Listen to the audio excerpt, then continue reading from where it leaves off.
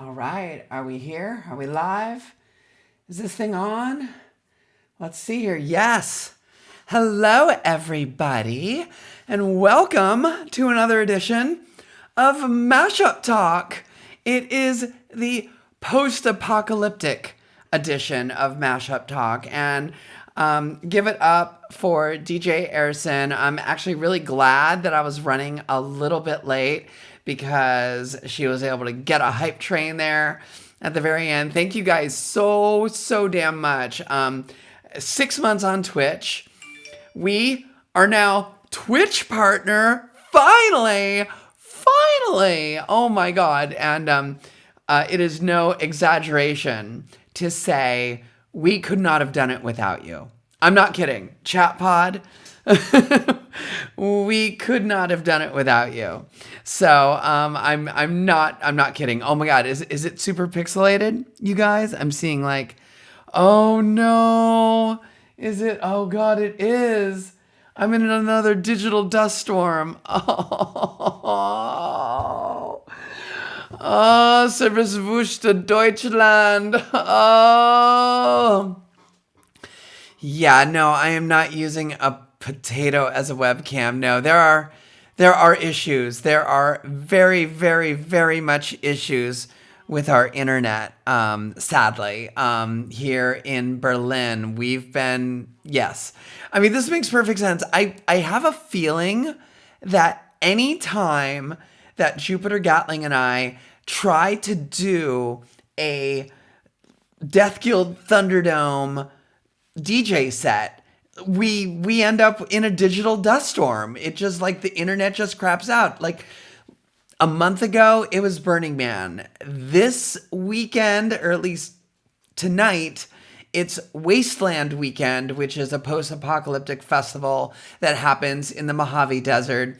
It shares some similarities to Burning Man in the sense that the Death Guild Thunderdome is at both events. They both take place in a desert. They both have kind of very much a costume element. And apparently they both share the fact that when we try to do a virtual DJ set for either of these events with a virtual Death Guild Thunderdome, we get a digital dust storm. Probably just because it's trying to give us like, survivalist desert camping realness. Like we're in the middle of nowhere. We're just like, just trying to get a signal. Just anything. I'm like, oh my God. I hope that it kind of comes back. We're now back up to 1,000 kilobytes per second. Is it a little less pixelated for you guys? I really hope so. Yeah, okay, good. The digital dust storm's clearing up a little bit. I mean, we are on Twitch. I am an old school gamer. I own one of the largest Atari 2600 collections in the country, but that doesn't mean I want my live stream to look like an Atari 2600 video game, okay? I'm just saying. Anyway. Okay, so anyway, give it up for DJ Erison, who always brings it for the happy hour. And I was a little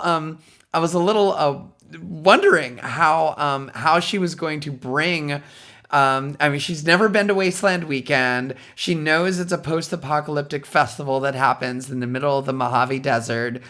But that was probably about it. So I'm like, okay, what's she gonna do for post-apocalypse? But I do love that all of our DJs love a theme, and Erison especially loves a theme and always knows how to bring it. So yes, it feels a little weird to be celebrating a post-apocalyptic festival that we're not at because of an actual real apocalypse. So let me back up and explain for those of you who don't know. Normally, any other year, this weekend, myself and Jupiter Gatling and we're pretty much the only booty mashup DJs that go to Wasteland Weekend. Like nearly all of us go to Burning Man, but Jupiter and I are the only ones that do Wasteland. And Wasteland Weekend, it started off I think about 11 years ago, 12 years ago, I'm not quite sure, um, as basically a Mad Max kind of event, you know? And then very quickly, like I think like right after the first year, it expanded to just be post-apocalypse in general. So this, of course, we're on Twitch, so I need to name drop the video games. There are several post-apocalyptic video games like Fallout and Borderlands, and certainly people cosplay like characters, and there are camps that have these things. Like, I didn't know one of the things, I don't play Fallout or Borderlands actually, but I'm familiar with all the Mad Max movies. And but we get out there and there's like a lot of people use bottle caps for barter and for trading. And I didn't realize that bottle caps are actually are actually from Fallout. So anyway, so if any gamers love Fallout, Wasteland is definitely a really, really cool festival to be at. It's very, very, very immersive. It literally feels like, oh my God, wow, I can literally see, like I've got another screen going on over here. So I can see when the digital dust storm just blows in and it all just goes to pixel hell. Oh my God. Do we got any Wastelanders in the chat, by the way? If you've been to Wasteland, then you know, I mean, just like Burning Man, the weather can be very, very unpredictable at Wasteland. And, unlike Burning Man, where it's more dusty, at Wasteland, it is gritty sand. It is like if you are caught in a sandstorm, it's not a dust storm, it is basically a sandstorm in the Mojave Desert. If the wind kicks up, I mean, you literally, it's like just stand outside and you will have like, your face will be exfoliated, in a matter of minutes. And because it hurts. It's like, so, outdoor camping, you guys. So yeah, I'm giving you guys digital dust storm realness. Hopefully it clears up. The one thing that we have noticed with our internet being a little spotty is that it does kind of go in and out. It'll jump up in speed, it'll go back down. So hopefully it'll come back up. It's really weird because it's the middle of the night here in Berlin. It is 3 a.m. So there is not a lot of internet usage right now. So we have no idea why our internet would be even worse at 3 a.m. than it would be, say, during work hours. So it is, Q Chunt, at least the audio is perfect. Okay, great. At least we got one thing right. I know, 240p video from 2001. Realness, people, realness. So yeah, Wasteland weekend. It's am I still? Yeah, we're back. Okay. So it's a post-apocalyptic festival. Happens in the Mojave Desert the last weekend of September. Normally, of course, we would be there with Death Guild Thunderdome, similar to what it is at Burning Man. If you've ever seen Mad Max Beyond Thunderdome, build a big geodesic dome in the desert, 2 fighters enter. I mean, in the movie, it's like 2 men enter, 1 man leaves. Of course, it's the same sort of principle, except that chances are 2 people leave. But anyway, so tonight's set, assuming we can actually do it, and we don't have to call in DJ Time at the last minute to fill in because internet is just so craptacular. But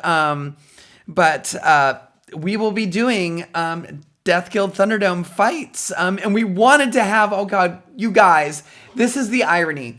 When we did our Death Guild Thunderdome set for Burn Week, for virtual Burning Man, it was a really bad night for our internet, and half of it was pixelated, and we spent so much time and energy putting together this whole like Thunderdome setup for you guys, especially for people who've never been to Burning Man or to Wasteland Weekend, have never seen the Death Guild Thunderdome in action. We kind of built a virtual Thunderdome, and we had like 2 hours of fights happening, and it's really cool. when it's not looking like an Atari 2600 video game. So we were really looking forward to tonight so we can have a do-over and you can get nice crisp. I mean, we were shooting for 1080, but it's going to be more like 720p. But yeah. Oh God. Is it really cursed, you guys? I know. Oh, so yeah. Mooflemug, thank you so much for schooling the chat pod on the foibles of internet in Germany. I mean, sometimes it's okay, but there are two things, two German expressions that I like to quote all the time when this happens. Because despite Germany being totally a first world country, internet is still sort of weird. Everywhere else you can pay by credit card everywhere. In Germany, cash is still king. I mean, there are now starting to be places that will take credit cards, like a lot more than there were even just a few years ago. But still, everyone really wants cash, which is crazy, especially from an American point of view, or even a Scandinavian point of view, which is, literally just north of here, where cash is practically like, there was a story of a bank robber came into a bank. I forget whether it was like Norway, Sweden, or Finland, but it went into a bank and the bank had no cash. Because nobody uses cash anymore in Scandinavia. It's all like credit cards and chips and everything else.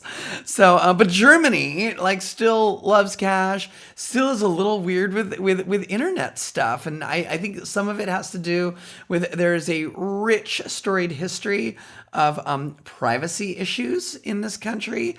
Mooflemug can probably back me up a little bit on this. I don't want to be the Duma Americana trying to, explain Germany because obviously I'm not originally from this country, but there's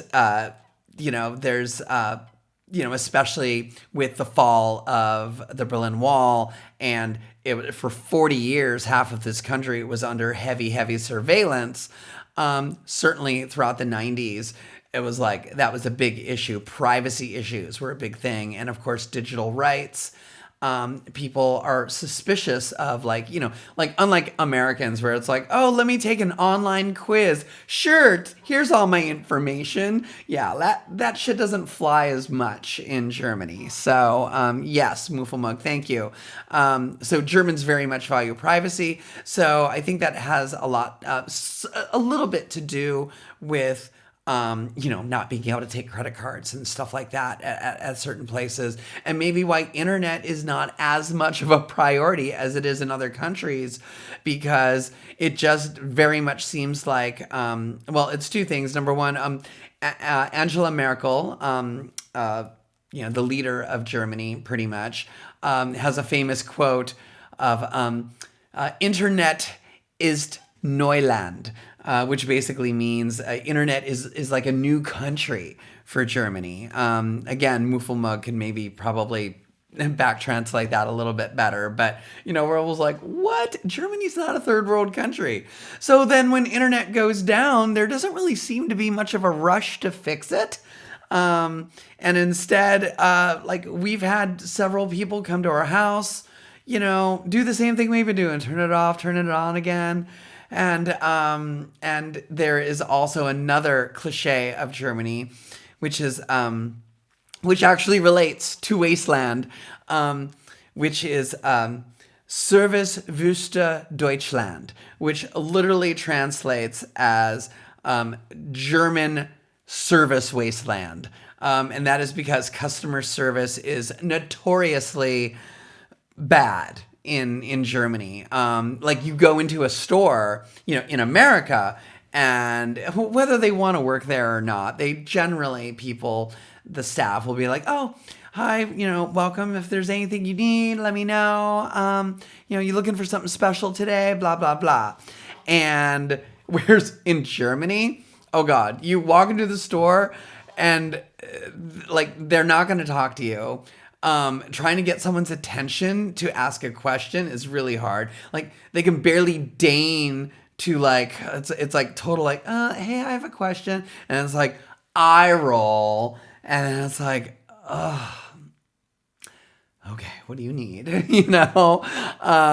Probably more so in Berlin, especially. Berlin definitely has that sort of like that kind of like too cool for you kind of vibe, especially like if you go to a restaurant, a restaurant, it's like, oh, they're there with the, water and get your food and, a check. Meanwhile, there's almost no such thing as like a quick sit down dinner at a restaurant in Germany. It like takes forever to get your check. It takes forever to get everything, So, I mean, you literally have to like just go up and ask, hey, can we get our, check, please? Die Rechnung bitte. I'm sure I massacred that, but people know what I'm saying. Anyway,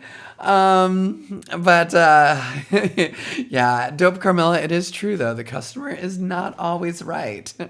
And yeah, Muffelmug, Berlin is pretty well known. I mean, I think that's the cliche of whatever the biggest city is in your country tends to have a reputation for being rude. I mean, Paris is infamous for being, rude. It was like even the French hate the Parisians, just because they have so much attitude. New York City, New Yorkers think that they are the center of the universe, and you cannot tell them otherwise. They are the most important city in the world. London, oh my God, unless you're dealing with Londoners, they are the most important city in the world. Like, it's still 100 years ago, and the sun never set on the British Empire. Sorry, mate. No, wait, mate's Australia. What's I don't know. Help me out. Anyway, so every big city in every country definitely is filled with people who have an attitude about that. So I totally get it. So how are we looking now? Oh God, it's still kind of pixelated. You guys, I'm really sorry. This is not how I wanted the very first mashup talk of this channel becoming Twitch partner to be. This is such a poor showing. We're Twitch partners, you guys. And it's crazy. It's like we wanted this so bad. We worked so hard for it. You guys have been there so supportive of us. Like every time I was like, hey guys, we applied for partner and we didn't get it. And I know everyone was like, what? It's like you were robbed. And then we would see other channels that started after us. I mean, friends of ours, colleagues of ours, like somehow get partner and we were not partner. I was like, why did they get it and we didn't? And anyway, but yeah, DJ Erson, at least we didn't get like Twitch front page tonight or something like that. And Q-Chant, yes, that second time we got denied partner, I do blame my butt. It's true. I blame my butt. But yeah, the great thing about us being partner is we have, if you guys noticed, we have like 5 times as many emotes now. We have so many emote slots. We don't even we haven't even filled them all yet. Jupiter Gatling is gonna she's our emote queen. She's gonna be making more emotes because I know DJ Erson needs an emote. DJ Innate, he has the alpaca, Finny the alpaca. That's his mascot for Mashups Rock. Lobster Dust has Tibby. Of course, I've got the hype. Jupiter's got the geek mashup. Time has the It's Time emote. Not mashup, emote. And poor Erson doesn't have anything, so we need to make an emote for Erson. We're not sure what it's going to be yet. I mean, definitely like the hat and stuff. Yeah, Time does have 3. What's up with that? How come I don't have 3 emotes? Damn it.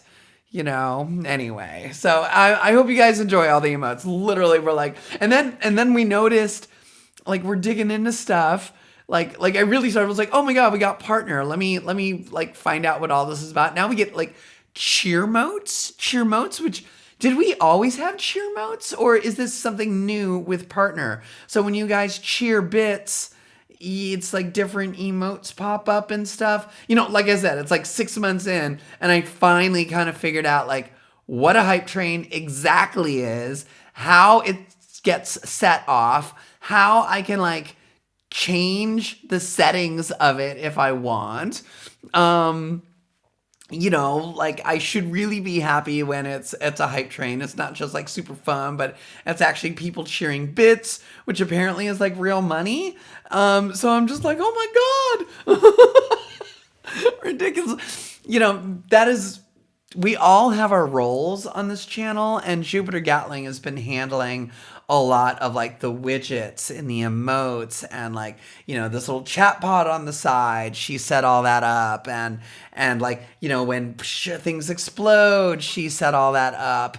And me, I'm dealing with the programming. And when I say the programming, I don't mean like coding. I mean like coming up with themes and doing the bookings and putting the jigsaw puzzle together and doing the promotion. And it's like, I'm sorry I was late, but for Mashup Talk, but it gave Airsen an opportunity to have another hype train. It gave me an opportunity to do some social media posting, and frankly, I needed to get all this put on, which you probably can't even tell how damn awesome I look.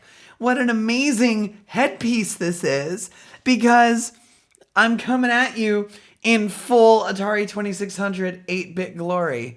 Yeah. How to Twitch with Adriana. No, I don't. I mean, here's how to Twitch with Adriana. You put together an amazing team. That's what you do. And honestly, I didn't necessarily put it together. It was just more like 6 months ago. It was like, oh God, okay guys, I guess we got to do Twitch because all of our parties are shut down. Who's in? And let me tell you, not everyone was in. It's been it's been interesting to see some of our DJs who unfortunately, just couldn't get it together with live streaming. Someone you might see in our Dance Commander Disco Zoom party dancing a lot is DJ Dada, who has been a resident DJ at Booty Mashup San Francisco since the very beginning. Like, literally, he was the first ever DJ to ever DJ a Booty Mashup party. Not me, not my ex-partner Mysterious D, who I started Booty Mashup with. No, DJ Dada, because he was the opening DJ. We needed, it's like first party. We were like, oh God, and he said, hey, do you need, okay, we're back.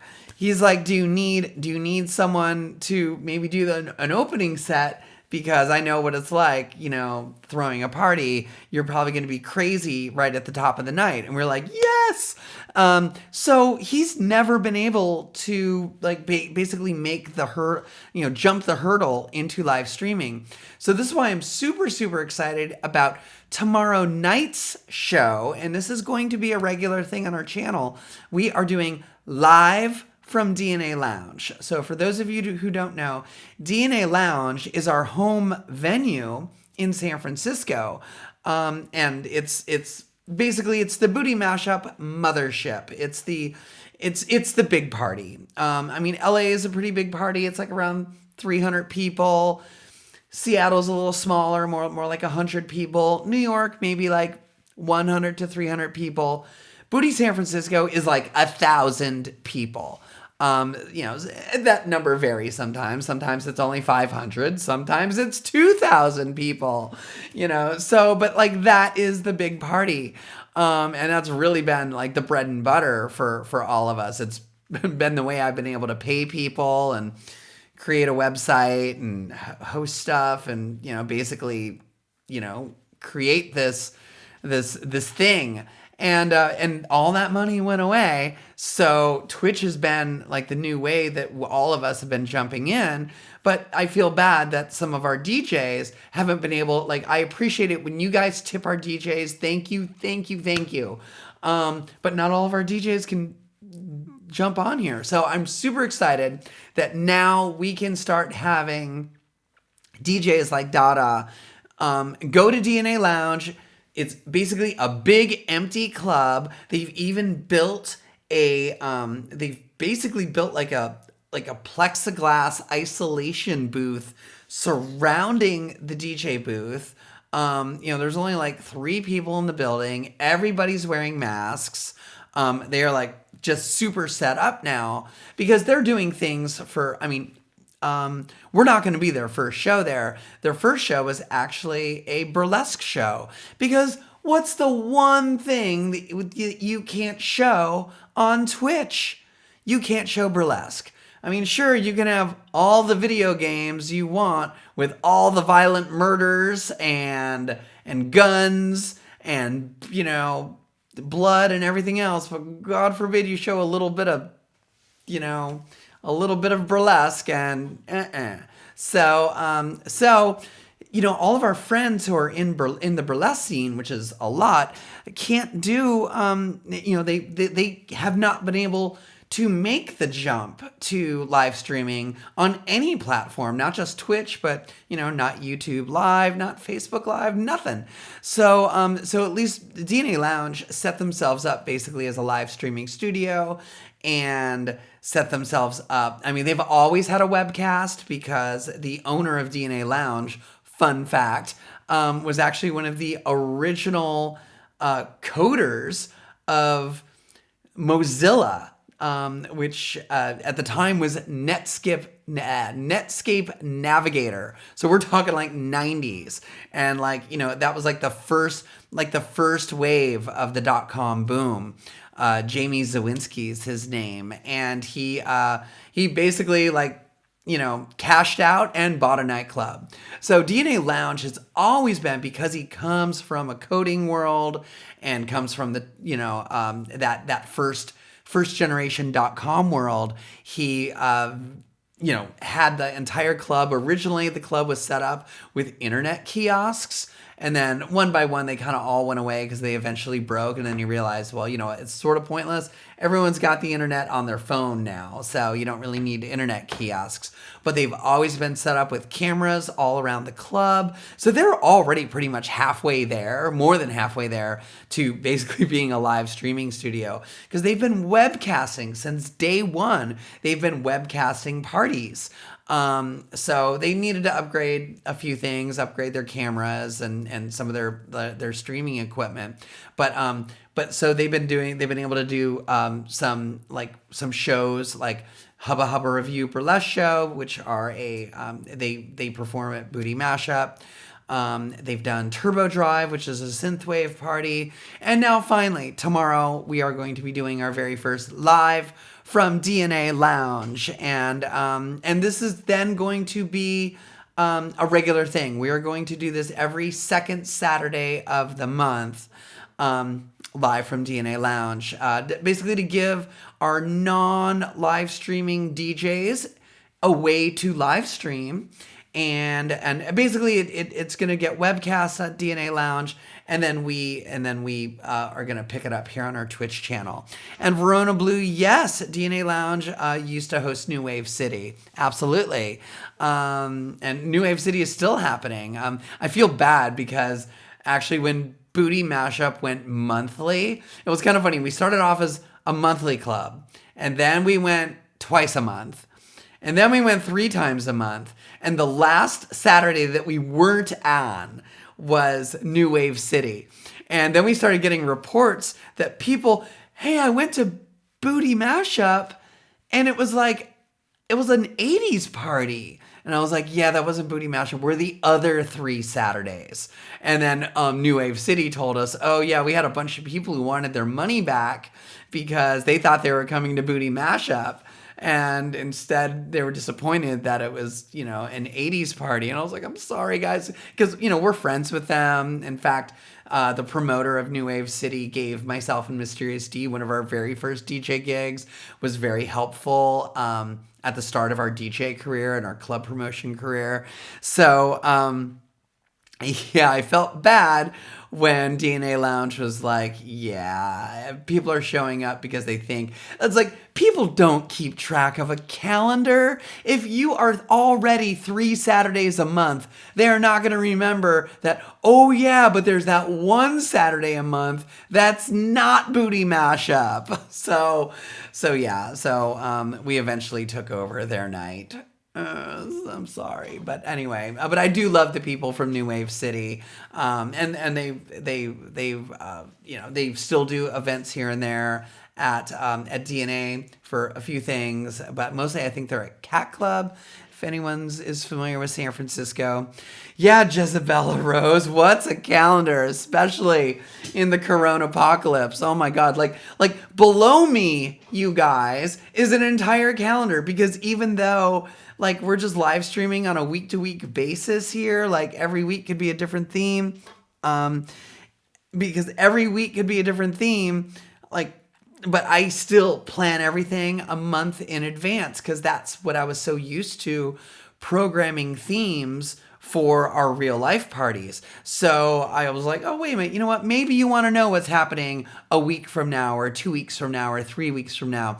So look below. In addition to this week's schedule, I have now started posting the upcoming themes for every weekend. And we've got some good stuff coming up. I mean, it's Halloween week, so we are, Halloween week. It's Halloween month, so we're going crazy with like Halloween adjacent themes. So like next weekend, so this weekend, it's Wasteland weekend, post-apocalyptic festival, virtually here on Twitch. And tomorrow is live from DNA Lounge, and then next weekend, we are doing unnecessarily sexy costume party. Because you know how, Halloween is like it's sort of ridiculous, and it's gotten so much worse in the past few years, how it's just an excuse to have ridiculously sexy costumes for whatever, profession or pop culture reference. I mean, last year there was that like New York City subway rat. They made a sexy, pizza rat, sexy pizza rat costume, because it was that meme of the rat, stealing a slice of pizza in the subway. Sexy peanut butter and jelly sandwich. Yeah, stuff like that. I mean, sexy whatever, and it's so utterly ridiculous. And Dance Commander Disco loves to revel in that ridiculousness. So they really wanted to do like an unnecessarily sexy costume party. So during that live stream next Friday, we're going to put them on the Zoom wall behind us. And of course, it's going to be, you'll see everybody's costumes. And if you want to join in, please, we love it when you join in to the Dance Commander Disco. It's always a blast. And you don't even need to have your camera turned on. It's super all-inclusive. But obviously, if you've got a random sexy whatever costume, as long as it's Twitch compliant, and Twitch has rules. Do you see this, people? This is within the rules. But if I were showing under boob, that would not be within the rules. If I stand up, so I'm wearing a skirt. I've now learned to wear long skirts. But if I were wearing hot pants that did not completely cover my buttocks, that is a violation of Twitch's attire policy. So, So basically no under boob, no butt cheeks. And you can't pull a fast one. You can't wear a skin colored bodysuit and then wear something on top of it and be like, but I'm covered. No, that doesn't fly. It needs to be like legitimately covered. So, Matthew Mercer, I know it's so absurd, but yes, it's absurd. The only but is that it's like, well, at least now we have a set of rules, whereas before it was just inappropriate attire and it was super vague. And then right at the beginning of the Corona apocalypse, when like everyone's jumping onto Twitch, and it wasn't just DJs. It was pole dancers, burlesque people, lots of drag queens, lots of performers. And suddenly it was like Twitch was like, oh, wait, we need to standardize these rules because otherwise it's going to be crazy. So, yeah. I know. I wish their rules were a little different. I miss seeing pole dancers. I mean, we've had pole dancers, but pole dancing, you actually need to have a lot of exposed skin to be able to crawl up the pole, do tricks, things like that. It is, I mean, yeah, sure, it's sexy as hell, but it is also a freaking Olympic sport when it comes to the actual gymnastics part of it. No joke. So, yeah, and burlesque is such a beautiful art form. And I was like, like if it's good enough for Facebook, at least for Facebook photos, I mean, like the whole nipple, got to cover the nipple thing. It should be fine for Twitch, but so I feel bad because Twitch is missing out on a ton of really awesome culture that is floundering right now with the lack of any avenues to do shows. With venues and bars and clubs and everything shut down, the burlesque scene has really been hit hard, sadly. And meanwhile, drag queens, oh my God. I mean, yeah, they're restricted by what they can wear, but in general, drag has utterly exploded online. And it is kind of an amazing thing to watch, to see drag literally get dragged out of the nightclub. And yeah, the drag queens can't grab tips from people and from stage and stuff, but they can get tips digitally. When we've done drag shows, everyone's got their Venmo or their PayPal on screen. And like the drag world has literally just exploded. Everyone is like really exploring the possibilities of live streaming performances and getting their stuff. I mean, and not just on Twitch, but like I've seen so many like Instagram live drag shows, which they suck, by the way. Instagram Live is a horrible platform for drag performance. I want to see a drag performer on like big screen TV or on big TV, not like tiny with bad sound. But anyway, don't tell my drag queen friends I said that who only perform on Instagram. Because, I mean, I understand why so many drag queens actually have huge followings on Instagram. So, go to where your audience is. I get it. But just objectively, Instagram Live is just a horrible way to watch a drag show. Okay? Just saying. How is the New York City Burlesque Festival going virtual? What are they doing, I wonder? I mean, there are definitely a bunch of virtual burlesque shows. They are happening, but they're not happening on Twitch. Where are they happening? Like what platform are they streaming to? That where burlesque does not violate terms of service. I'm very curious. If anyone knows, let me know in the chat pod. I'm trying to keep up with all the chat pods here, messages. I love you guys joining in, hanging out with me. I used to have guests on this show. Do you remember that? I was like, I need to bring guests back, but I always have so much to say. And it's 3 in the fucking morning, and half the time I'm loopy as fuck because I'm completely sleep deprived or whatever. So when I'm super loopy, I don't necessarily want to be like, oh God, I got to deal with Zoom and I need to like turn it on and have like a whole, anyway. So it's just actually literally been easier to just be like, okay, I got my face together. Okay.